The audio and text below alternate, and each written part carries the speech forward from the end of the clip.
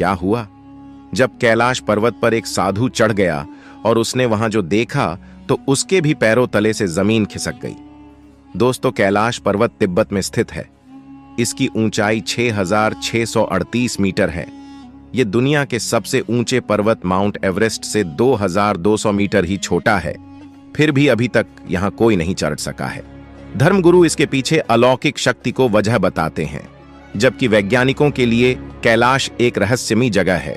भूत प्रेत और नागों के देवता कहलाने वाले शिव की महिमा एकदम निराली है। वो जग कल्याण के लिए, विषपान तक के लिए नहीं डरे। ऐसे ही दयालु और भक्तों के प्रिय शिव का धाम है कैलाश पर्वत। पुराणों के अनुसार भोलेनाथ यहां अपने पूरे परिवार पार्वती, कार्तिकेय और गणेश के साथ रहते हैं। दोस्तों, आगे बढ़ने से पहले सच्चे सनातनी और महादेव के भक्त इस वीडियो को एक लाइक करके कमेंट बॉक्स में हर हर महादेव जरूर लिखे। साधु, सन्यासी व अन्य लोग मोक्ष की कामना के साथ कैलाश पर्वत आते हैं। लोगों का कहना है कि पर्वत के सामने खेड़ीडीढे होते ही उन्हें अद्भुत शक्ति का आभास होता है। सच्चे मन से शिव को याद करने वाले श्रद्धालुओं को शंकर स्वयं दर्शन देते हैं। कैलाश पर उन्हें नीलकंठ की आकृति दिखाई देती है। अविस्मरणीय शक्तियों से युक्त कैलाश की सच्चाई वाकई हैरान करने वाली है। वैज्ञानिकों एवं धर्माचार्यों के अनुसार कैलाश पर्वत पूरी पृथ्वी का केंद्र है। इसे धरती का नाभि भी कहते हैं। पर्वत का आकार चौमुखी है, जो दिशा बताने वाले कांटे की तरह है। कैलाश को सतलुज, घाघरा, सिंधु और ब्रह्मपुत्र नदियां इस क्षेत्र को 4 अलग अलग दिशा में बांटती हैं। कैलाश का निर्माण दैवीय शक्ति से हुआ है, ये बात रिसर्च से भी साबित होती है। एक रूसी रिपोर्ट के अनुसार कैलाश एक मानव निर्मित पिरामिड है, जिसे किसी अद्भुत शक्ति ने बनाया है। कैलाश पर्वत पर चढ़ना एक तरह से नामुमकिन है। ये बात कई पर्वतारोहियों ने खुद मानी है। अंग्रेज पर्वतारोहक एवं रिसर्चर यू रटलेज ने कैलाश पर चढ़ाई को बिल्कुल असंभव बताया। उनके साथ कर्नल विल्सन और शेरपा भी थे। रूस के पर्वतारोही सर्गे सिस्टियाकोव के अनुसार कैलाश पर चढ़ना बहुत मुश्किल है। जब वे पर्वत के एकदम सामने पहुंचे तभी उनका दिन तेजी से ढकने लगा। उन्हें कमजोरी लगने लगी। उनके मन में ख्याल आया कि उन्हें अब वहां नहीं रुकना चाहिए। कैलाश पर चढ़ना इसलिए भी असंभव है क्योंकि वहां पर्वतारोहियों को दिशा भ्रम हो जाता है। वे किसी भी दिशा से चढ़ें, उन्हें सारे रास्ते एक ही ओर जाते हुए दिखते हैं। कई पर्वतारोहकों का मानना है कि दैवीय शक्ति से पहाड़ की दिशा अपने आप बदल जाती है। शिव की नगरी में प्रवेश बिल्कुल आसान नहीं है। जो भी इसे पार करने की सोचता है, उसके सामने अद्भुत ताकत आ जाती है। कई शोधकर्ताओं व माउंटेन क्लाइंबरों के अनुसार चढ़ाई के समय एकदम से मौसम बदल जाता है। बर्फ के तूफान आ जाते हैं, तेज हवाएं चलने लगती हैं। कैलाश पर्वत कई रहस्यों से जुड़ा है। यहाँ हैरान करने वाली चीजें हैं जिन पर यकीन करना शोधकर्ताओं के लिए मुश्किल है। इन्हीं रहस्यों में एक है यहाँ के 2 तालाब, जिनका नाम है ब्रह्मताल और राक्षस ताल। कहा जाता है कि ब्रह्मताल भगवान ब्रह्म की देन है, इसमें मीठा पानी आता है, जबकि राक्षस ताल को रावण ने बनाया, इसमें खारा पानी है। लेकिन जब कोई कैलाश पर चढ़ ही नहीं पाता तो एक साधु कैलाश पर्वत पर कैसे चढ़ गया। दरअसल दोस्तों, पौराणिक कथाओं में कहा गया है कि जब भी कोई दिव्य संत सच्चे दिल से तपस्या करके कहीं पर जाने की मनोकामना करते हैं तो वे कहीं भी आ जा सकते हैं। ये कहानी है तिब्बत के मिलारेपा जी की, जो कि एक दिव्य संत थे। ऐसा कहा गया जाता है कि वे इस कैलाश यात्रा में सफल रहे थे। मिलारेपा जी महान संतों की श्रेणी में आते हैं। ऐसा कहा जाता है कि मिलारेपा जी ने अपनी साधना को पूर्ण करने के लिए कैलाश पर्वत की यात्रा की थी। मिलारेपा एक ऐसी हस्ती है जो आज पूरी दुनिया लिए एक प्रेरणा प्रतीक बन चुके हैं। तिब्बत की नगरी इनके जैसे संत को पाकर धन्य हो गई है। ना ही केवल तिब्बत के, लेकिन पूरी दुनिया के लिए एक बड़ी हस्ती के रूप में प्रसिद्ध है। ऐसा कहा जाता है कि तिब्बत की भूमि पर ऐसे कई संत हैं जिन्होंने अपनी जिंदगी में कई महान कार्य किए हैं।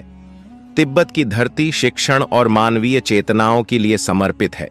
ऐसा कहा जाता है कि इस धरती ने कई महापुरुषों को जन्म दिया है और जिन्होंने अपना सारा जीवन केवल अन्य लोगों के लिए समर्पित कर दिया था। प्राचीन काल में तिब्बत भारत का ही हिस्सा हुआ करता था, जिसे बाद में विवादों के चलते चीन को देना पड़ा था। यह स्थान भारतीय इतिहास का प्रमुख स्थान था जहां बहुत बड़े साधु संत रहा करते थे। इन्हीं महापुरुषों में से एक थे मिलारेपा जी। मिलारेपा जी अपना अध्ययन पूज्य गुरु श्री मारपा जी की छत्र छाया में किया। उन्होंने अपने गुरु जी के कथनानुसार ही अपनी शिक्षा प्रारंभ की थी। ऐसा कहा जाता है कि मिलारेपा जी ने अपना पूरा शरीर पूज्य गुरु श्री मारपा को समर्पण कर दिया था। उन्होंने अपने गुरु जी को अर्पण किए शरीर के बलदे में उनसे थोड़ा सा खाना, कपड़े और शिक्षा का दान मांगा। मिलारेपा जी ने अपने चाचा चाची समेत करीबन 80 से 90 लोगों को अपनी तांत्रिक विद्या से ओलावृष्टि करके मौत की नींद सुला दिया था। ऐसा उन्होंने इसलिए किया था क्योंकि वे अपने आप को साबित करना कहते थे। उनके अंदर की आग को उन्होंने ऐसा करके बुझा लिया था। ऐसा कहा जाता है कि मिलारेपा जी जब 7 साल के ही थे जब उनके पिता श्री की मृत्यु हो गई थी, और पिता की मृत्यु के पश्चात उनके घर में उनकी माता, बहन और वे खुद रहते थे। ऐसा कहा जाता है कि उनके चाचा जी ने उनके पिता के हिस्से की संपत्ति भी हड्डी-डिडी-डैप ली, जिसका बदला उन्होंने अपने चाचा जी से ले लिया था। उनकी माता जी को कई परेशानियों से जूझना पड़ा। वे अपने बच्चों को बड़ी मुश्किल से संभालती थीं। कैलाश पर्वत की यात्रा के लिए उन्हें उनके गुरुजी मारपा ने आज्ञा दी थी। वे चाहते थे कि मिलारेपा जी अपनी पूरी शिक्षा प्राप्त करें। मिलारेपा जी ने अपने गुरुजी आज्ञा लेकर वहां से अपनी कैलाश यात्रा शुरू कर दी। ऐसा कहा गया कि उनकी इस यात्रा में कुछ अनुयायी भी उनके साथ थे। उन्होंने कैलाश पर्वत पर पश्चिम की ओर से चढ़ाई की। उनकी ये यात्रा शुरू हुई थी ईस्वी 1093 में। मिलारेपा जी ने कैलाश पर्वत पर कई साल तक साधना की, फिर वापस लौटकर अपने गुरुजी मारपा जी के पास आए और अपनी साधना पूर्ण की। ऐसा कहते हैं कि मारपा जी ने मिलारेपा जी को एक अंधेरी कोठरी में बंद कर दिया था। वहां उन्होंने अपनी तंत्र विद्या पूर्ण की। तंत्र की देवी माता डाकिनी के अनुसार मिलारेपा जी की विद्या अभी संपूर्ण नहीं थी, अभी उन्हें और अभ्यास करना था। मिलारेपा जी ने ये बात अपने गुरु से बताई। तब आर्षि मारपा उनको अपने गुरु श्री नरोपा जी पास ले गए और उन्होंने मिलारेपा जी को अपनी संपूर्ण शिक्षा प्राप्त कर ली। ऐसा कहा गया है कि मिलारेपा जी अब भी जीवित हैं और वे आज भी कैलाश पर्वत पे किसी भी दिशा में गुफा में बैठकर तपस्या कर रहे हैं। मिलारेपा जी का कहना था कि कैलाश पर्वत पर सच में कुछ अलौकिक शक्तियों का वास है। उनके अनुसार कैलाश पर्वत के नीचे ही 2 शहर बसे हुए हैं। पहला अगाथा, दूसरा संभाला, और संभाला की रक्षा खुद प्रलौकिक शक्तियां करती है। यही वह दिव्य शहर है जिसके अंदर इस दुनिया का रहस्य छिपा हुआ है। संभाला में से ही स्वर्ग लोक जाने का कोई रास्ता छिपा हुआ है, जहां से पांडव भी स्वर्ग गए थे जब श्री कृष्ण ने उन्हें यहां का रास्ता बताया था। संभाला के बारे में कहा जाता है कि यहां पर किसी की मृत्यु नहीं होती और इस दुनिया का दूसरी दुनिया से कनेक्ट होने का यही एक जरिया है। लेकिन हमारे हिंदू सनातन धर्म में कहा गया है कि इस ब्रह्मांड के कण कण में भगवान का वास है और कैलाश पर्वत तो हमारे भगवान महादेव का घर है, इसीलिए कोई कैलाश पर चढ़ नहीं पाता है। तो दोस्तों, क्या कहना है? क्या कैलाश पर्वत पर सच में ही भगवान शिव शंकर जी का निवास है? कमेंट बॉक्स में हर हर महादेव जरूर लिखें। साथ ही साथ इस वीडियो को एक लाइक करके चैनल को भी सब्सक्राइब करें। तब तक के लिए हर हर महादेव।